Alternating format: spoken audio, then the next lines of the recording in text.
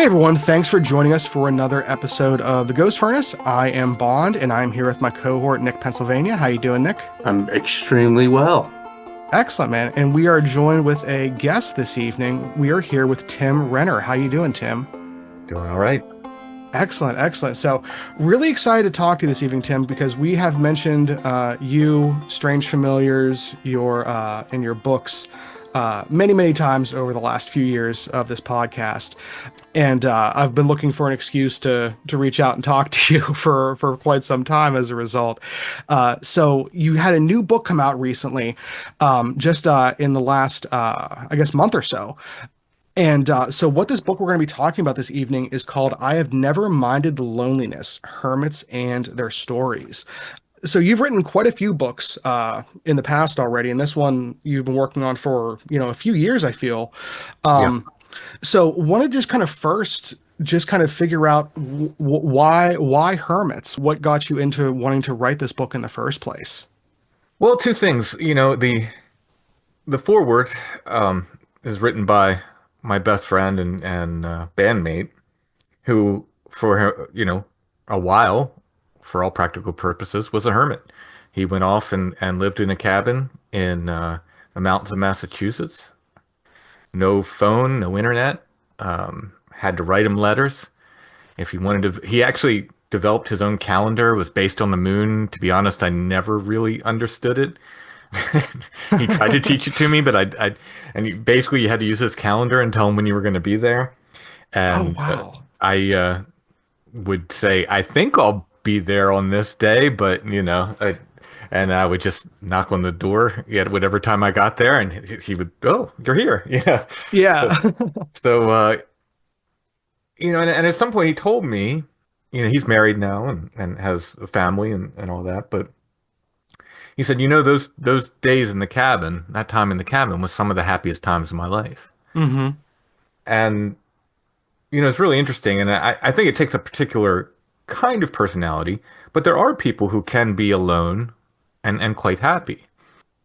So that was part of it. The other part of it was, I think, almost simple chance. My wife one day had bought me a photo postcard of William Woodruff. He's the first hermit in the book, and sat him down in front of me and said, "You like wild men?" At the time, I was writing the historical Bigfoot books, where they don't call Okay, him yeah. Bigfoot, they call him wild man.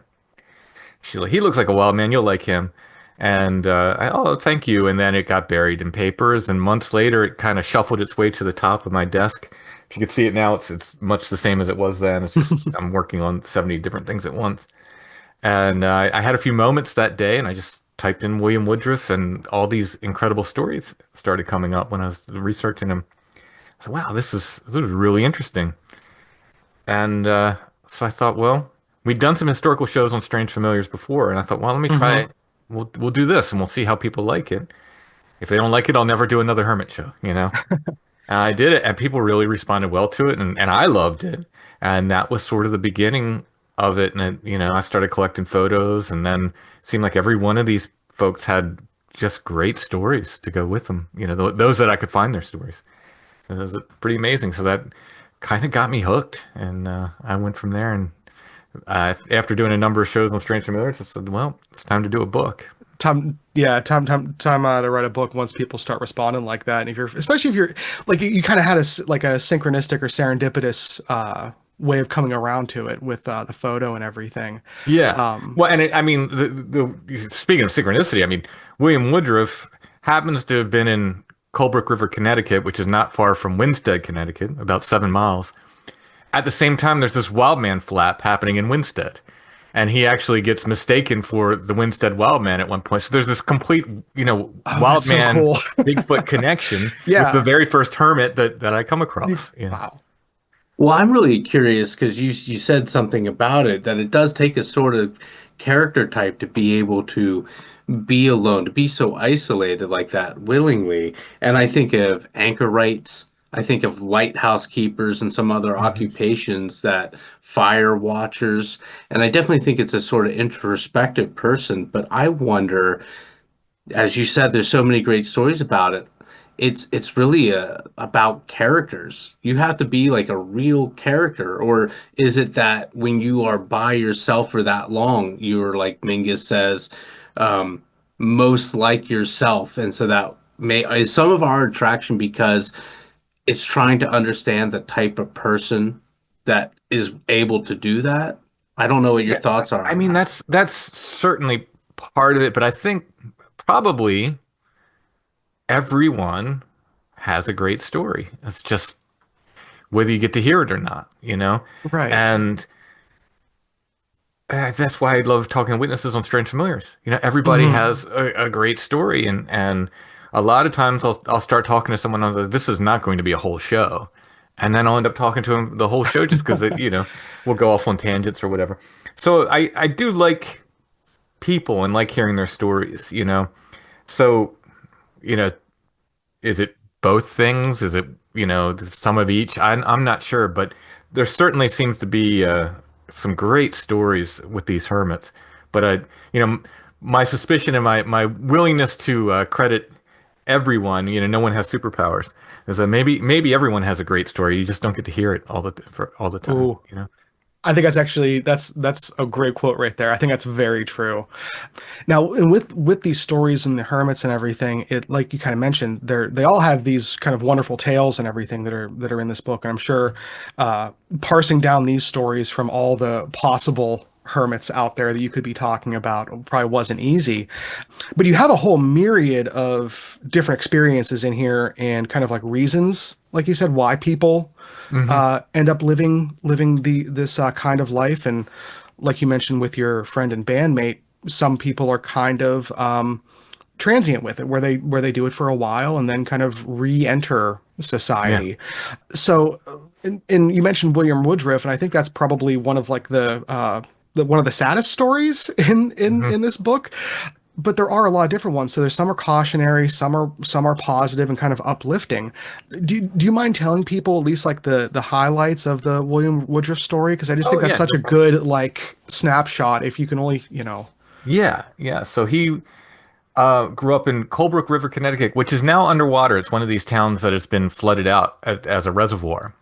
Oh, we So, know all about that. Yep. yeah, and there's a lot of them in Pennsylvania. Exactly. Yeah, but he lived up on a hill, so you can his ostensibly his cabin is. I'm pretty sure with the help of a Strange Familiars listener, I'm pretty sure I found where he was. So, if and when I return, I will be able to go to at least the location where his cabin was. But in any case, he, by all accounts, he was a popular young man, well dressed. They called him a Beau Brummel, kind of a dandy, you know.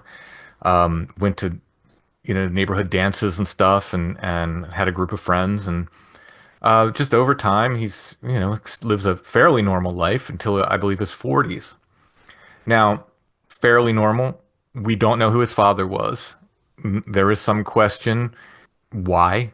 He has his mother's name. There's no, his mother's last name. I must have been. This is in the 1800s. He's born in Hmm. the mid 1800s. Must have been hard to be, fatherless at that time. I'm sure there was teasing involved with the kids at school. He ends up cutting out of school early, but he did learn how to read Hmm. and has several jobs. I think he worked in a coffee mill for a while, and these different jobs in the area. And when he's in his 40s, so the story goes, he's falls in love with this woman named Agatha Hinsdale. Now, the problem with her is they say she was the daughter of a lieutenant governor. I looked up every lieutenant governor in Connecticut history, and there was not a Hinsdale. Hmm. So the question becomes: was the paper using her married name because they're writing about this in the future, or was she the daughter of a lieutenant governor from some other state? Not far from Massachusetts. There, could have been anywhere, or is this part made up? I don't know. Right. But Right. so the story goes. She's in her 20s. He's in his 40s. He asks her to marry him. She says no, and he leaves and goes off and decides to become a hermit and takes a vow of silence. Now, this vow of silence, there's a question. Was it a practical vow of silence? Pretty much because he's an isolated person, he doesn't have to talk to many people. Is he a shy person, or was it an actual vow of silence? Hmm. As far as we know, there's articles in the newspaper and that talk about him. He grew hollyhocks around his cabin, and they said that was Agatha Hinsdale's favorite flower, hollyhocks. So that's why he grew them, Hmm. and he would hand them out. There's several newspaper stories every summer. He's handing out hollyhocks to people as they pass his cabin. He doesn't say a word to them. He just hands them flowers. Was he shy? Did he not want to speak to them? Or is his vow of silence real? I do not know. He does break it a couple times. There's a couple times he walks to Winstead and asks for apple pie, which for my money, if you're going to break your vow of silence, I think Yeah. that's a worthy cause. Another time he's chased into his cabin by a bear. He had a telescope. He watched the stars at night. Very interesting guy. Oh, He's wow. out looking at the Yeah. stars one night and he gets chased into his cabin by a bear.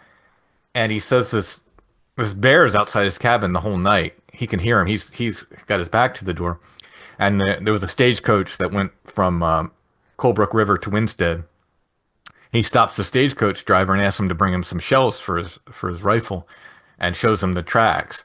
And he says they were bear. The stagecoach driver agreed they were bear tracks. So he certainly talked to him. So there's a few instances of him talking for sure. But again, was this a practical vow of silence, real vow of silence? There's a lot of legend mixed into his story, Right. and it's very romantic in the literature sense of romanticism. Right. Uh, and I tend to like that, but so he's living his life there in his cabin. He has some adventures. He gets robbed one night. There's a woman who wrote a history of Colebrook River in the 1950s, and I believe she was like in her 80s at that time. Oh, okay. Yeah. And she talks about him a little bit, and she blames this robbery on the photo postcards. There's 3 or 4 photos of him and his house that were taken by a photographer from Winstead. This photographer comes to take the photos, by the way, tries to interview him, says he would not say a word to him. Let him take his pictures, but wouldn't say a word. So Yeah. again, vow of silence or shy, who knows? But she blamed it, said, oh, he got robbed because of those photos. People knew where he was. Well, it doesn't add up because he was robbed in the 1890s and the real photo postcard didn't really happen until the 1900s. So, Well, it sounds like people knew where he was, at least yeah, people in the area. He was a known figure because, as yeah, you made a point, he came from somewhere and everything. yeah. He was a known figure about. Sure, he would have been, and most of these hermits were. That's the thing. People ask me, why are there so many stories about these people? Well, there were newspapers everywhere at that time. Every town had their newspaper, and Oh, there every were town went. 5 in this town, and this Yeah, is a town that never topped 20,000 people. yeah, exactly. Yeah, and every town wants, every newspaper wants human interest stories. So at some point, you're gonna go, oh, there's that guy who lives alone up there on the hill. Let's go talk to him. See what his story is. So, I think that's why these folks are documented, even though they were hermits. Hmm. Uh, as the story goes, he had a daguerreotype photograph of Agatha Hinsdale that he always kept with him. When he's mistaken for the Winstead Wildman, I believe it's him. They don't say for sure. They say this rough-looking guy came out of the woods, and they describe what sounds like a hermit. And they said he was reaching for something in his overall pocket. And I wonder, if that If that wasn't was, yeah. the daguerreotype photo. I like to think it was. Well, so there's 2 different stories of his end, and Hmm. one is that he set his cabin on fire and sat there and held the photo and just like this was the end, and that's this very romantic, Right. sort of legendary story. They described him as like some New World Odin, like going off to Right. Valhalla. And stuff. I think probably the real story is the sadder one, and that is that he was smoking in bed and sparks caught his beard and his clothing and his bed on fire. He ends up burning up, walks to his nearest neighbor's house, and this is in February, I believe. So in stocking feet in the freezing cold, and I imagine Yeah. 3rd-degree burns on him. I Must have been imagine quite in shock because New England, especially back then, we're going through a winter here in Pennsylvania like we haven't had in some years. oh yeah, And that was quite a common way people died, usually in a more modern setting from all the smoke inhalation, but falling asleep with a cigarette, with a pipe. that's just it's one of those caution's not the right word, but it's one of those things that we forget just how frequent that was in pretty recent history. Yeah. And walking in the stocking feet, your body's already in shock. Yeah. So, oh my goodness. Yeah. Yeah, and while I would be nice to believe that he died in the fire, as the one newspaper reported, he actually died about 2 months later. And if you know anything about burns, it was probably not a nice 2 months for him. Right. I'm thinking he had a pretty agonizing last 2 months of his life. But it was documented that he never cried out in pain and never complained. So again, did he hold to that vow of silence, Right. or did he? I'm not sure, Mm-hmm. but so in the end, we have, not only his story, but we have a couple different versions of his story. And I think it's very interesting. I point this out in the book that Agatha Hinsdale, this, rich, beautiful woman, we really don't know her story at all. We can't find anything about her. You know, she's this, elegant daughter of a lieutenant governor and, turned Right. him down. He wasn't good enough. He was too old for her for marriage. And yet here we have his story and, can find nothing about her. So Well, it very, seems to me, and again, you kind of already alluded to it, is the story of her entirely apocryphal? Does it make is her story one? It could be true, just yet to be discovered. It could be apocryphal, but if it is apocryphal, do you think that the story of her is for people to try to develop some understanding as to why somebody would live a life so separate? yeah. Yeah, I think, and in fact, that comes up so much that, I address that as a trope several times Mm-hmm. throughout the book. As I was sort of reading through it the last time, I was like, oh boy, I mentioned this trope several times. And I think that's because people want to know, like, why would someone do that? And I think that everyone's, oh, he got his heart broken early on, If we can talk about the Leatherman and how that was a complete, someone just made up a story about him, very similar. Right. And no, I think the Leatherman one would be an interesting one to talk about, but I want to actually ask a question about some of the motivation that you kind of alluded to with some of the language you used earlier. You mentioned the vow of silence that William Woodruff took. Mhm. Um, and that I think for a lot of readers probably has like religious connotations. It makes you think of, monks and, Yeah. people in who take religious vows of silence.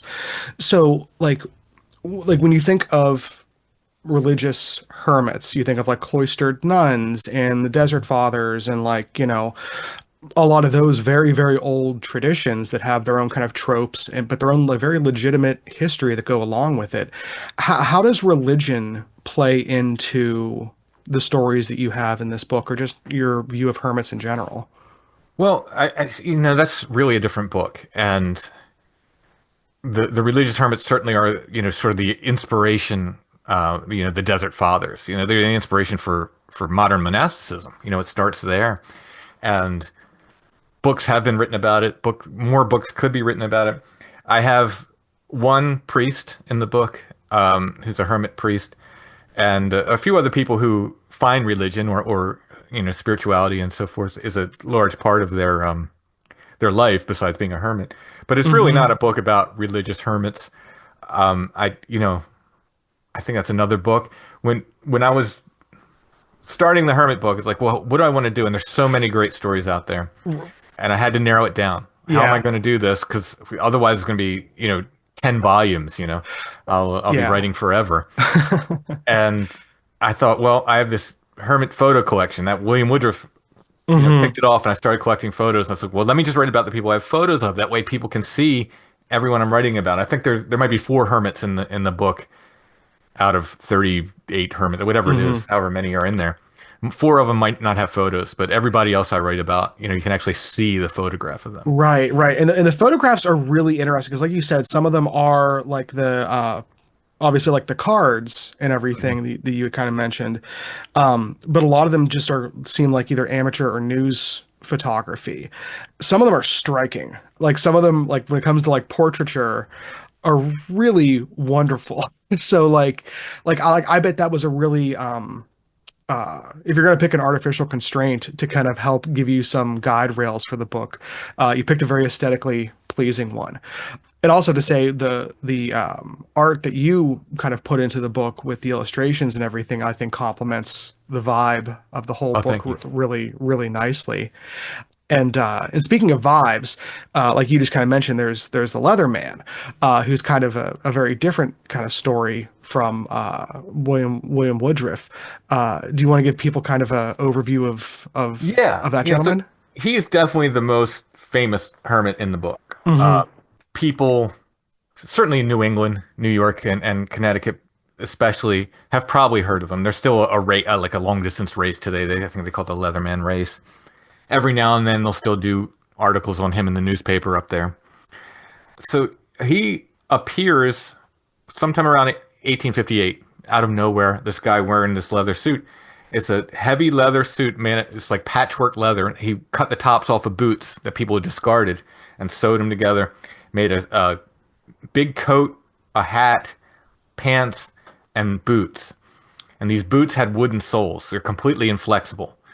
So you're basically stomping around. Wow. And and the thing that really made him different from other hermits, besides the leather, was he was itinerant. So he was an itinerant hermit. So he lived in a series of caves, and he would walk this loop. And it was every 30. I'm trying to remember. It's like every 34 or 38 days, I think he made this loop. Oh wow. So he Yeah. had to walk 10 miles a day in these heavy boots with an inflexible sole. So he's basically soles. So he's stomping, basically. Hmm. Right. You can imagine for 10 miles a day. His suit weighed something like 60 pounds. It's cold in the winter. Leather's Wow. not warm. It's Yeah. hot in the summer, and he wore it all the time. Yeah, not a really breathable fabric. Yeah. No, no. Doesn't sound pleasant. And he's around for years. So much so, like I said, he first appears around 1858. In 1883, I believe it's 1883, sometime in the 1880s, a New England newspaper publishes a story. A couple is published in a couple papers up there by a man named W.A. Salson, and the article was entitled "Mystery Solved."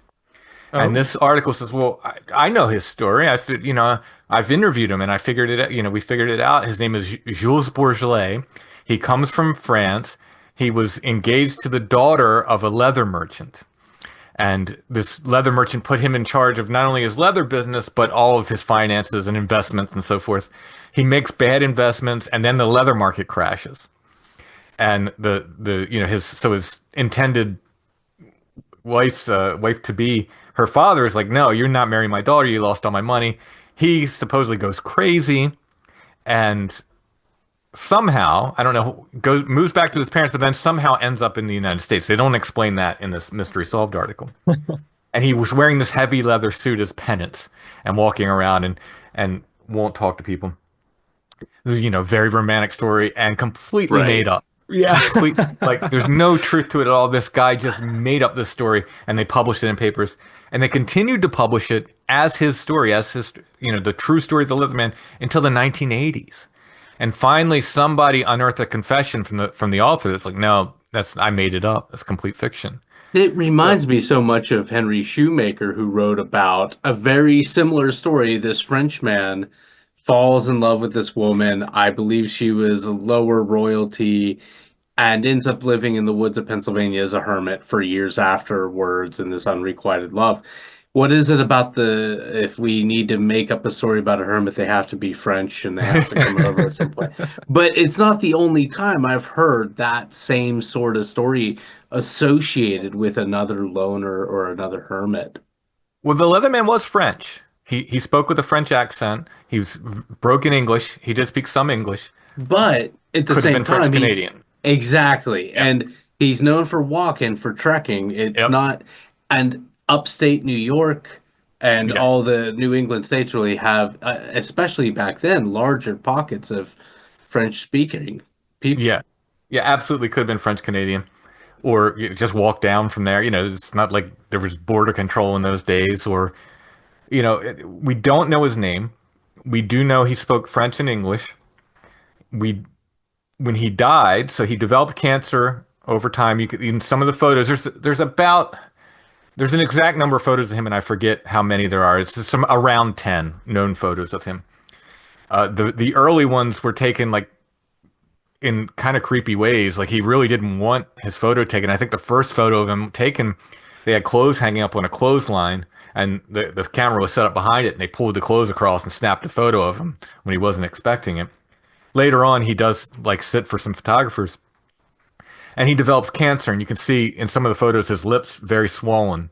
And it's like really kind of sad story. They said he would lay a piece of leather over his lip when he was drinking hot coffee and so forth. Um, he really didn't talk to many people. He did not beg. He would stop at houses that had offered him food in the past. He would stop there again, or tobacco. Otherwise, he didn't beg, he didn't bother people. He was very kind to children. There are stories that, people in later years recalled, like, I ate my lunch with him. In elementary school, back then in the 1800s, kids would just leave and go get their lunch wherever. And they would, his kid said I would eat my lunch with him. He never said a word to me, but he would sit there and, like, eat lunch and so forth. So he was kind to children. And other than that, there's not a lot known about him. If we knew his name, we could probably track him maybe in the census records, or even if he was an immigrant, we could find sometimes with some of these guys we found which ship they came over on. So, but without that, he remains what is a true mystery. They exhumed him in sometime in the past decade, and they were going to do DNA on him and see, like, can we find out anything about this guy? And his gravestone at that time said Jules Bourgelat on it. They Mm-hmm. exhumed him. He had completely returned to the earth. They had him in a wooden coffin, I guess, and they only found like some coffin nails. And so there's nothing, no DNA. And they reburied, I think, just the coffin nails in a new grave that says the Leatherman on it now. They corrected because that wasn't his name. So he's a real rarity. Like you think these folks from the 1800s I'm writing about, it's like, oh, it must be so hard to find information on them. You can find information on a lot of these folks, but he is a true mystery. We will never know who the Leatherman was. There's no way of knowing. We will never know. And so the things we know about him is he was Catholic. He would turn down meat on Fridays. They found a scapular on him and a French prayer book in his pocket when he died. And other than that, that's about it. Wow, to be wearing that heavy leather, hot, cold leather suit and a scapular. Now, for those of you that don't know, like those are very itchy necklaces to remind you of like that you're doing something. You're probably doing something impure or something. I Well, it's remember it's having to it's wear a them in reminder. catechism class. It's Yeah. yeah, it's a wool, and back then it would have been a wool patch on the front and the back. Nowadays Mm-hmm. you'll Yes. see them and it's just like on the front, but back then it'd been the front and the back, and it was really a reminder. It was sort of to remind you to pray, to remind you, of the presence of God. It wasn't necessarily a punishment, but When I was a kid, they gave it to us, and it had two saints, and it was like a laminated image of a saint on the front and the back, but it was a really itchy, yeah, sort of yeah, it's wool. twiny Yeah, necklace that we had to wear, and I remember that distinctly. yeah. Now, the story is very interesting because, again, he's constantly passing. I think a lot of times when we think of a hermit, we think of someone living in a cave, hmm someone living in a remote cabin, someone that's isolating themselves and is more or less stationary. It seems that this is and I don't want to be too speculative, but this is somebody maybe that were they around today would be hammered with, they would be pinned down with different diagnoses or whatnot. This is an eccentric character, I imagine. Yeah. And it brings me back to a question I've been wondering for a while, because I don't think there's any one good definition. And this isn't the first time you've written about hermits either, because in your The Witch Cloud book, you hmm briefly speak about a local Yeah. hermit in that area, which is another sad story. But in your mind, if you had to try to define a hermit, what are some of the characteristics that you would look for to say is this, or is that even important? I've been asked this a lot in doing interviews for this book, and the only thing I can come up with is someone who wants to live alone for whatever reason. And that's because there are some that like are in the middle of the city. You don't think you can't be a hermit in the middle of the city. No, there's some of these guys are, right in the middle of the cities. So I think it's just for whatever reason, for whatever their reasons are, I think it's someone who wants to live alone. I think that's the best definition I can come up with. Yeah, Which and probably means there's more than we would think. Yeah.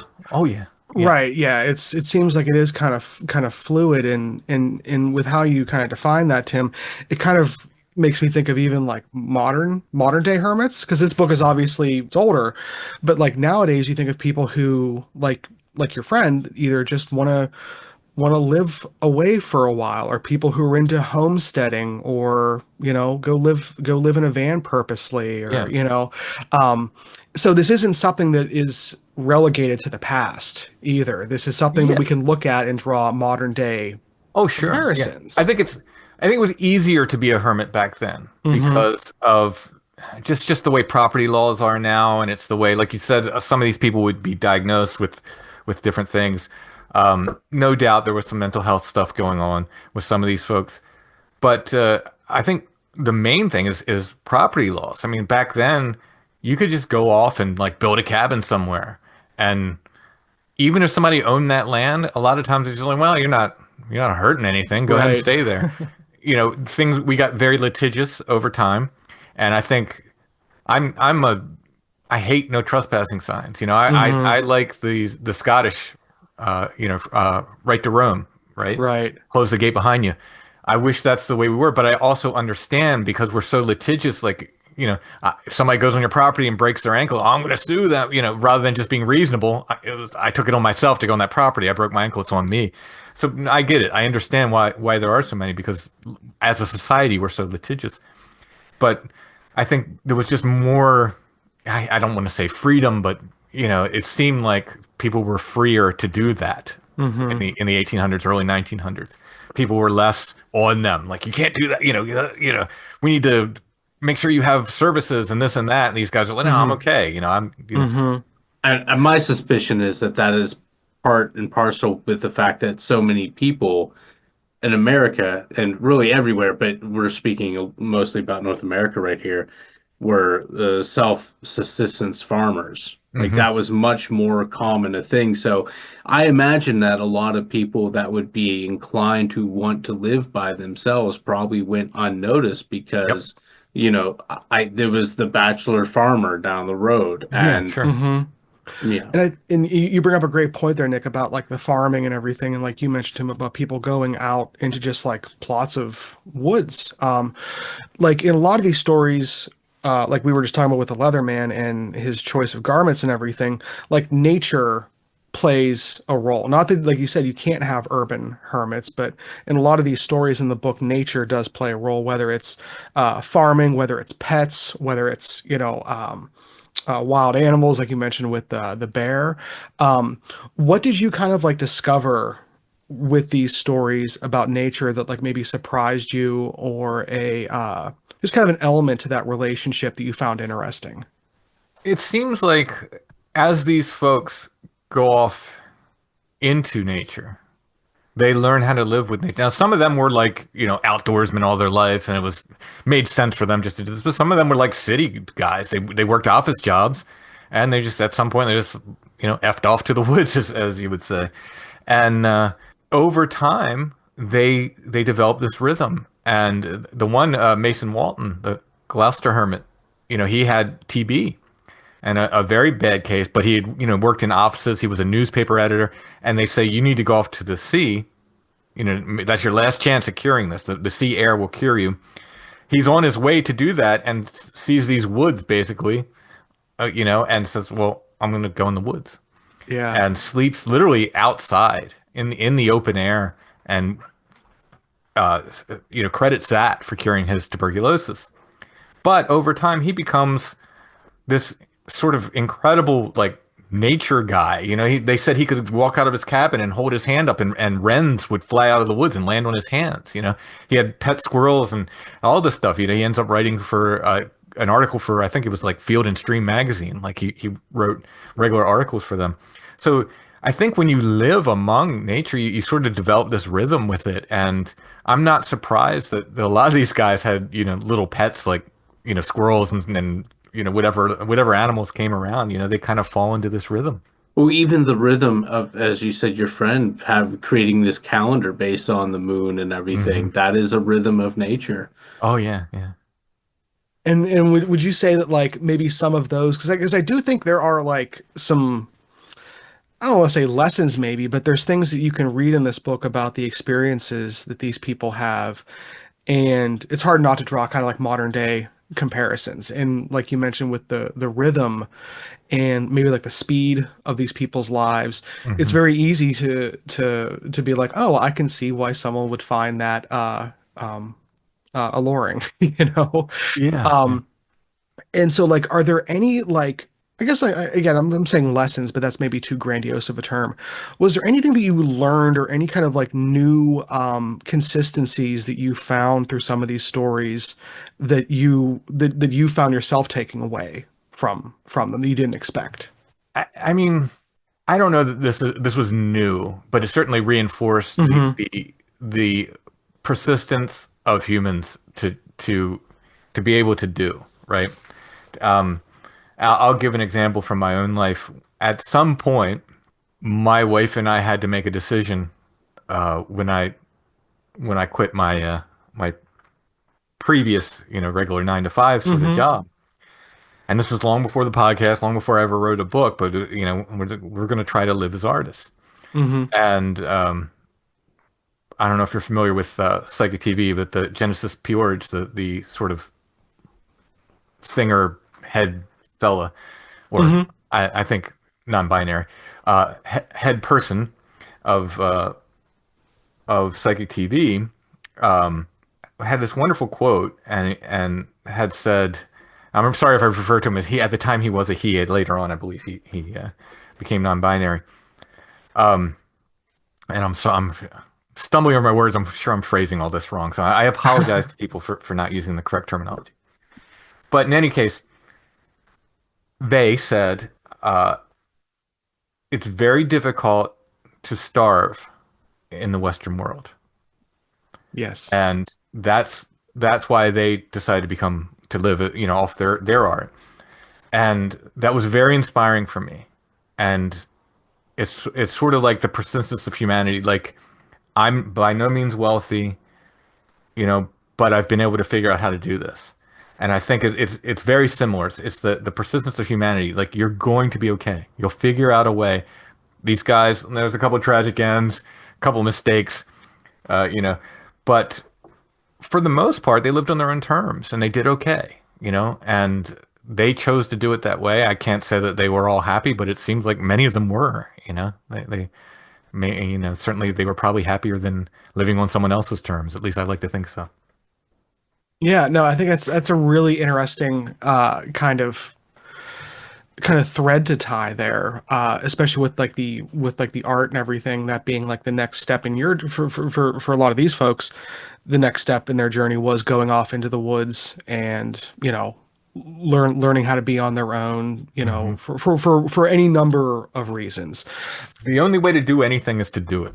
Right. I mean that If is, you, yeah, Yeah. if you wait until you're ready to do a thing, you won't do much of Won't do it. anything, is something I'm off to say.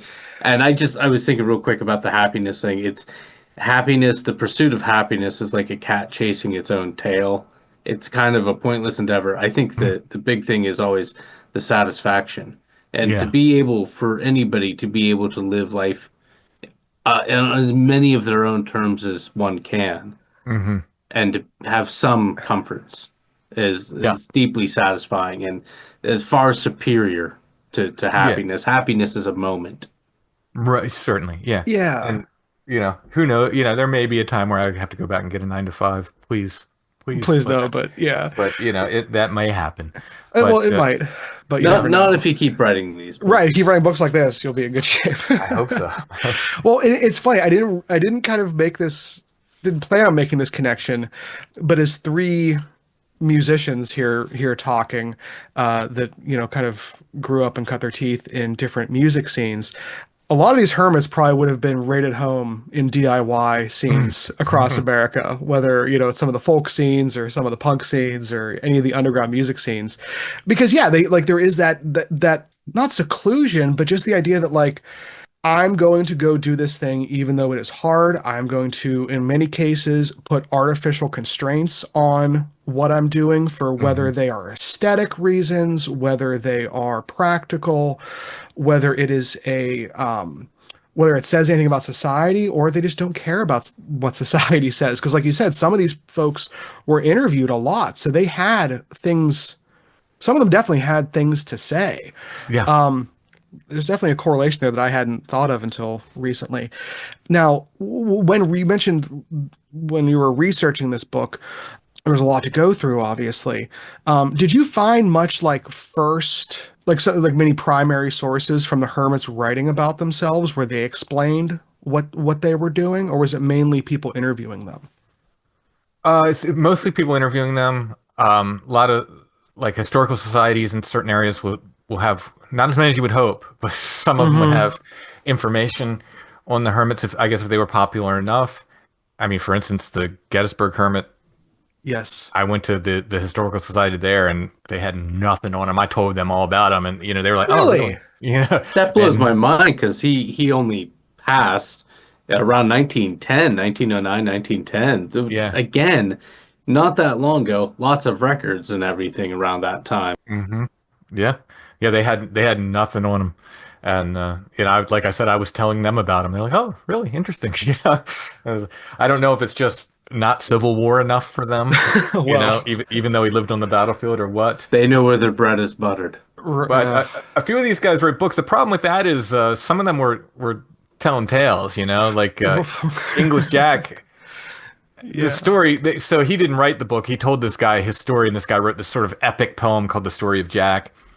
I absolutely can't believe everything attributed to him happened. Like he was in like 4 or 5 different wars. He was shipwrecked on an island. Like this is incredible life. Circus performer. He does so much. I can't believe that.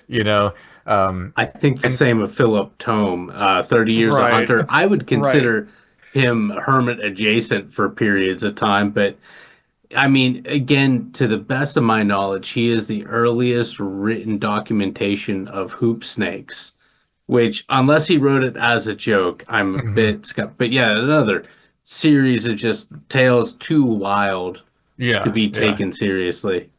yeah. John Smith, the Hermit of Irving Castle, he wrote his own biography. It's it's believable, it's Hmm. not one of these things where it's incredible where he did so much, but you wonder, like for me, I wonder, like, did he want to disappear for some reason? Because that's a great name to choose if you want to disappear, Right. right? Was that really his name? Because he was according to him, he was an actor in England and Scotland before he came over. Well, I couldn't find. Now, was it just because that name's so common? Was he Yeah. acting under another name? I couldn't find much, but he says he was an actor. He named some plays he was in which were real plays, so he's either well read or he really was an actor. I don't know. I don't know with him, but his story isn't so incredible. Like English Jack's just like, there's no way this guy did all this stuff. Like, I'm just not believing it. But yeah, so you wonder like, is he just trying to disappear? Did he really do all this stuff? What's true, what's not? You know, but John Smith was selling that biography, and making money off of it. So you might want to punch it up a bit. Right, right. From a motivational standpoint, you can kind of see how that might be an easy leap to take for someone And like that. and I have the advantage of like the internet to research stuff. So when it's like English Jack names this boat, and the first thing I go is like, was there ever a ship by that name? No. Immediately I'm like, well, no. Something's not right here. But so back then you could come up with a tale, and people, how are people going to check it back then? They'd have to travel all over the world to Right. check your story. You're pretty safe telling tall tales back then. I just recently wrapped up writing in part, a biography of a woman regarding steel guitar playing, and she passes away in 1919. And I was so thankful. So much of her story was forgotten. It was very tricky finding stuff, but I found a treasure trove sitting here in this chair. And if it weren't for that, I would have had to have gone to South Dakota and Mhm. hoped.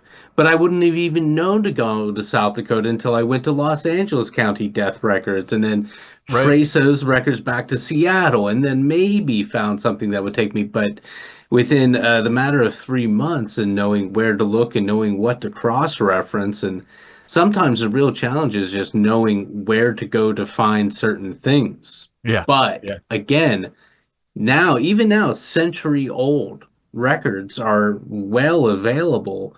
They're not all available digitally, but you can at least know, like, if there's anything else, any other stone that can be turned, at least I know what locations to go to. But you can really put together quite a story without, Oh and yeah, again, even yeah, with just the census records, we can see like yeah, this guy was there, phone and books. yeah, yeah. I was able to piece together the story of my house. I learned why the house is all original because the same family lived here from 1915 to 2008. Oh wow. Yeah, but you go to phone books and you can look at the streets, and in the streets it'll tell you the name, and then you go back to the front of the phone book and you look at the name, and they'll tell you not only the occupation of the people that live there, but the location of where they work. You can find some of these records, you can create a big story if you start kind of Hmm. piecing together stuff. So it's something really close to me. It's something I've become very excited about over the last couple of years.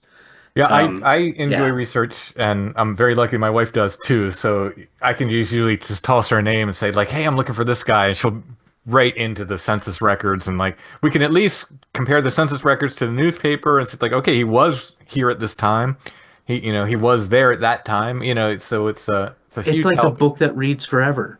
Yeah. We are constantly walking amongst shadows of people that were here before. Oh yeah. And boy, I feel like I'm gonna go out on a limb here, but I assume that you get into research and your wife gets into research in a similar way where you're trying to make these people more real. You're trying to, in a way, meet them as best you Yeah. can. Yeah, I And think that's the bittersweet thing for me personally. stories, are I love stories, I don't know. At whatever point you said you wanted to talk to me about writing as well. I mean, that's kind of where I am. That's how I write. Even with something like Where the Footprints End, when Mm-hmm. I start a chapter on that, I say, okay, where's the story here? Not so much like I know where the research. I can do the research. That's not a problem. But it's like, where's the story? If I'm going to be talking about Bigfoot and women in white, where's the story? How do I find the story there? I know I want to talk about it. Where's the story? And sometimes you stumble upon it, and it writes itself. Other times you just kind of figure out like, okay, where's the story? How do I make this interesting rather than just a chapter full of facts?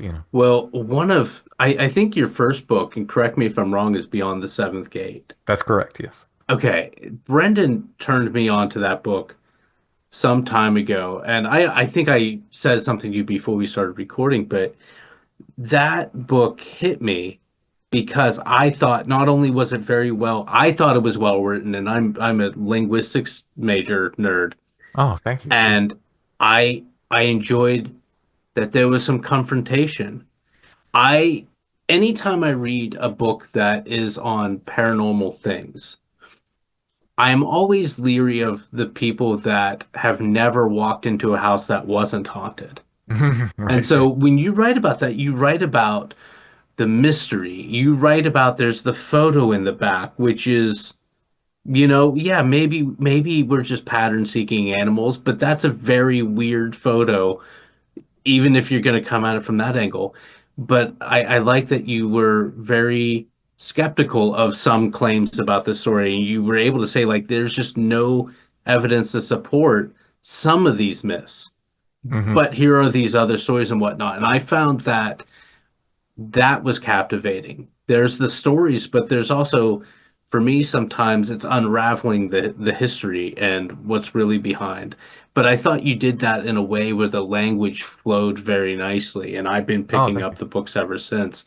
But it was really in part your skepticism. So it's like, okay, here's somebody that I believe believes in this stuff, but isn't just letting it run over every other thing in front of him. And so that's how I interpreted your personality through reading your words. Oh, thank you. Yeah, I mean that's definitely part of it. The other part of it is, let's get as close as we can to the real story. And there's a nonsense, referring to Beyond the Seventh Gate and Toad Road. There's this nonsense internet story that simply didn't exist before the internet. This idea of a burning insane asylum and all this stuff. And it was printed in Weird USA and Weird Pennsylvania and almost copied and pasted right off the internet, from what I remember. And I was just like, that's not, I live here and I never heard this before the internet. And in fact, I can pretty much trace it to, I think one specific, there used to be email groups, if you remember. Mm-hmm. One specific email group, because I'd never heard it before. And there was this group of people, I think they called themselves like the Shadow Seekers or something. And they would go out every weekend and come back, to the email list every week, like, we found this place and we know the true story. They'd always have the true story. Oh, of course. Like, and I remember with Hex Hollow, with Raymar's Hollow, they were printing pictures of houses that was like these houses were, that house was built in like 1950. There's no way that could be the house. Right. Like this happened in the 1930s, late 1920s.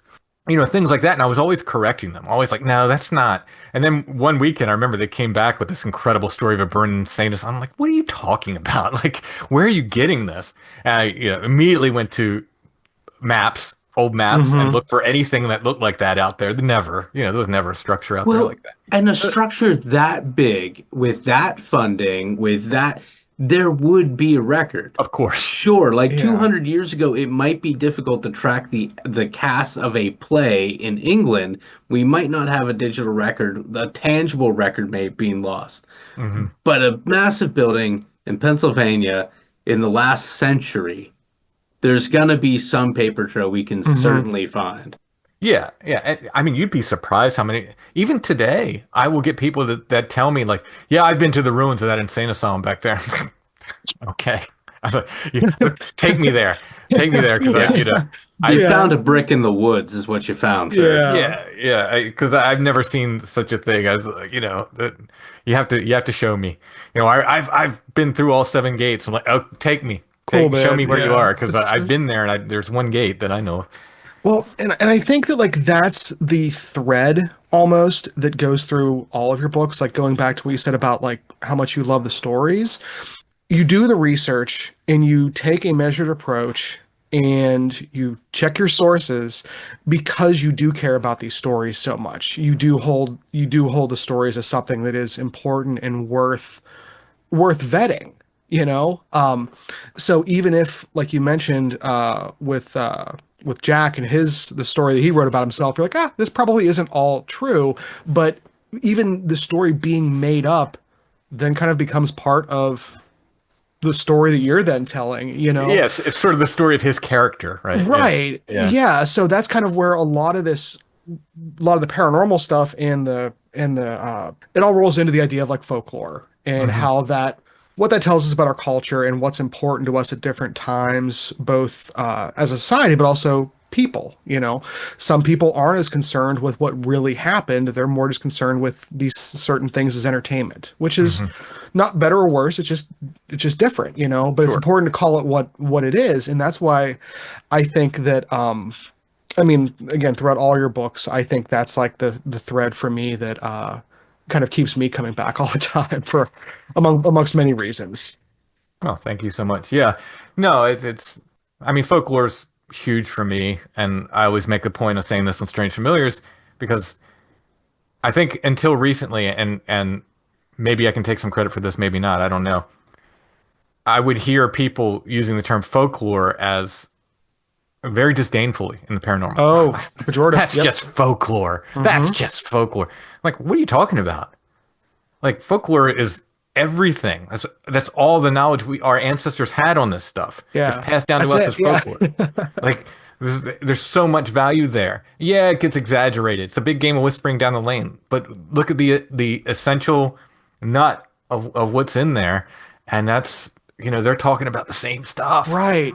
Right. Yeah. Yeah. Anytime people take that just kind of like dismissive tone to anything large categorically, it just yeah, it's very hard to continue that conversation without being like, do you realize what you're saying about like how we Yeah. come to about the ontology of how we Well, understand things? it's one of the things that frustrates me because it's saying that anybody that's come before you weren't as intelligent as you are. Right. And it's like people have been people for several tens of thousands of years, Hmm. you know. Yeah, it's the trap that the flesh and blood Bigfoot researcher falls into when they love to say, well, this Indian tribe thinks this about Bigfoot and blah blah blah, and then they toss out everything that doesn't match up to their belief. Right. The same Indian tribe says, yeah, they were people, but they could disappear and they had magic powers. Well, they're like, oh no, they said they were people. Yes, Yeah. they did, but Yes, but they're people with magic power. Like, come on now. It's like, and these are not. They weren't dumb. Mhm. They weren't primitive. Like, Right. that's the idea. Like, well, they were dumb. They were dumb for thinking that. They were smart for thinking they were people. But no, no, no. Listen to what they were saying. Mhm. Listen to what they were saying. They're saying they were people with magical powers. Like, Right.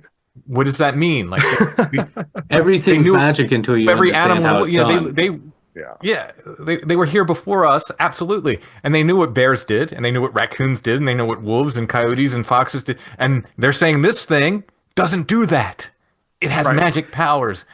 We'll take all their word and everything else, but not Everything that. else, but yeah, They didn't know what they were looking at. it's very very selective Yeah. for some Yeah. very strange reasons. Well, it's not about so much being selective. It's about where do you draw the lines? Where do you carve it? Like Oh, I yeah. was there until this part, and that was just a bridge too far. But no, I think Yeah. this is one of those things where sometimes words aren't always the greatest medium to explain. But I think you were getting at it with what you were saying. Like they know what these things are. They know what they do. This didn't do that. This is the word we're using for that. It's a kind of a catch-all right now. Yeah, they weren't saying like other than like maybe a spirit animal, but they weren't like a natural bear. They weren't saying like this bear had magic powers and foxes had magic. No, they were animals. They knew they knew what they did, and anyway. That's a different rant for a different I know topic. we could we could go into left field now and just talk. Yeah, it's yeah, that's probably for another day. But again, like you said, like the Venn diagram of where a lot of these paranormal and folkloric conversations take place with the hermit conversation and some of this more more some people would say grounded stuff exists. It overlaps more than it doesn't. And you kind of mentioned we've kind of talked a little bit about your other books and everything, and the writing process had to have been different for this one because you're like you've mentioned starting with the photos and everything. How was writing this book different from your other books? Because you've written a few books in a few different subjects, obviously. Yeah, yeah. So, yeah, this was way more difficult because you're writing about. So if I'm writing about Bigfoot and I have a theory, I can find any number of Bigfoot encounters to back up that theory and write about it. Very good. And I will have fun finding those theories, whether it's listening to podcasts or, digging through books or whatever it is. Mm-hmm. This is different. These were people that were born at a specific time. They died at a specific time. They had specific things happen in their lives.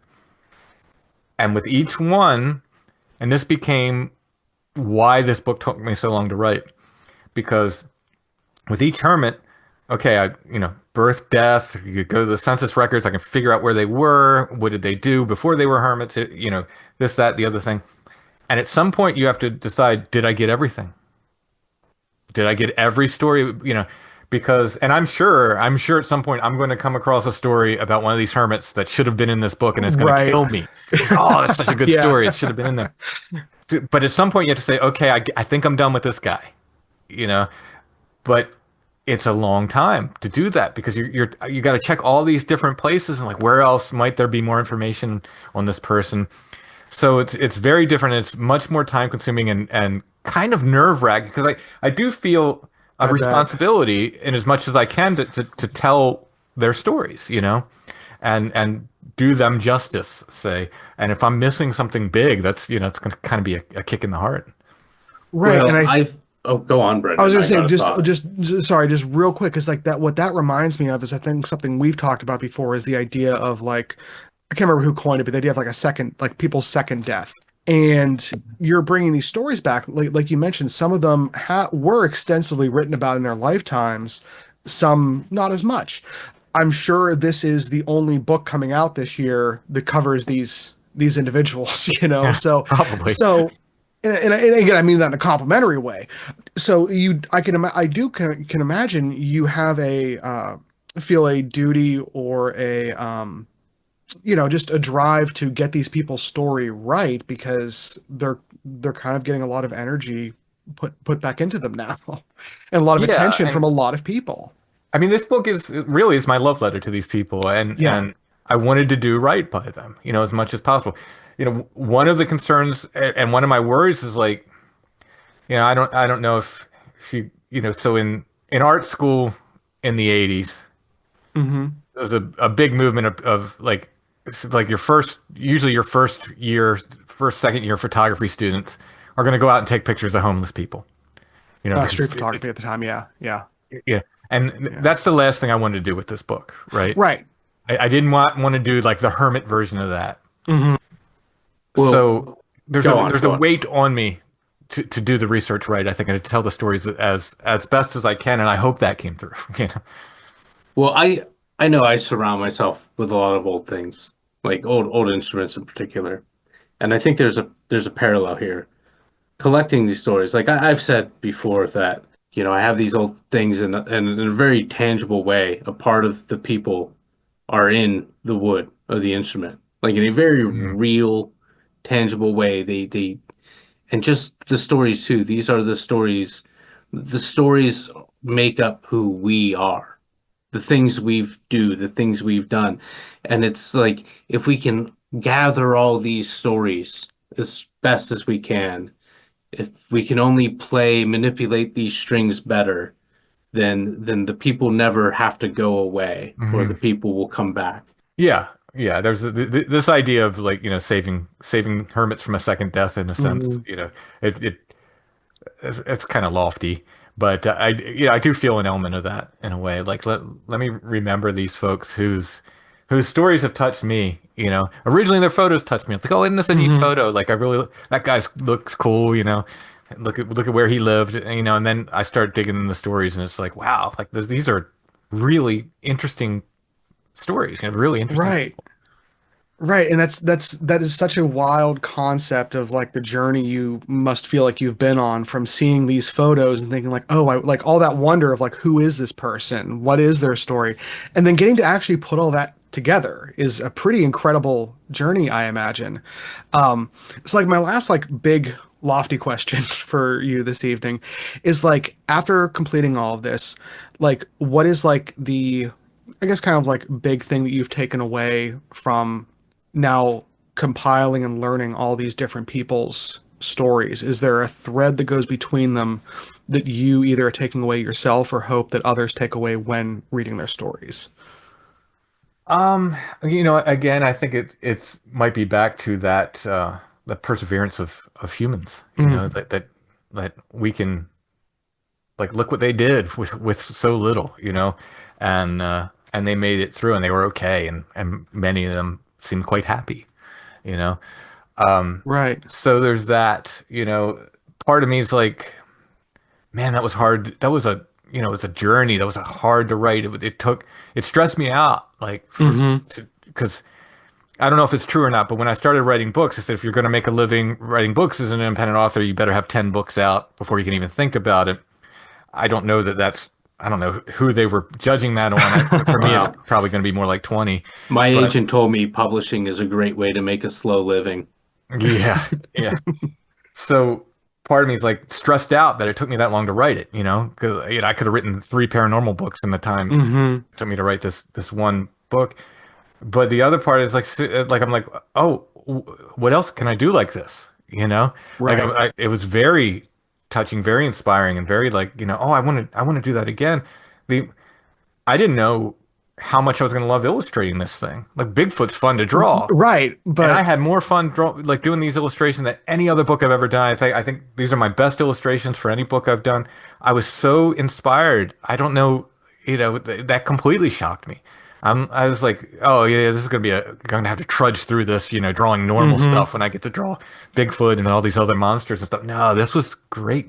This was great fun, and I love the illustration part of it. It's just super inspiring and Yeah. No, and it goes together really well. Like I said, like the overall aesthetics of this book are very very unique in a really kind of wonderful and engaging way because it does kind of mix the photography that you found through your research with your own like aesthetic style and everything. Just to kind of like, I guess, kind of like try and bookend this conversation a little bit. If people want to get this book, if they want to see it and everything, and they want to get all your other books, which they should do, where is the best place for people to go for that? Because I know there's a few outlets out there now. yeah. So I mean, look, Amazon, big evil corporation, but they're ubiquitous, and look, we all use Amazon. And the split is actually rather fair. I do not mind if people get them through Amazon. It doesn't hurt my feelings. If that's the easiest way, go ahead. Certainly, you can order it into your local bookseller. That's always wonderful. A few people have sent me pictures like, "Hey, this is my bookstore." Oh, cool. Yeah. It does my heart well to see that. Right. I love seeing that. Local bookstores stock them. It can be ordered into any bookstore. You can get them if from me. It's all my contact information is at strangefamiliars.com. There's links to my Etsy shop there. Whatever my books are in print are in the Etsy shop, so you can get them from me directly. But again, I don't mind where people just And get them. sometimes you get some strange photos up there you can buy too, as Oh I yeah, have. yeah, Yeah. yeah. My wife, she's been mainly doing the photos on eBay, but she'll get them on Etsy here and there.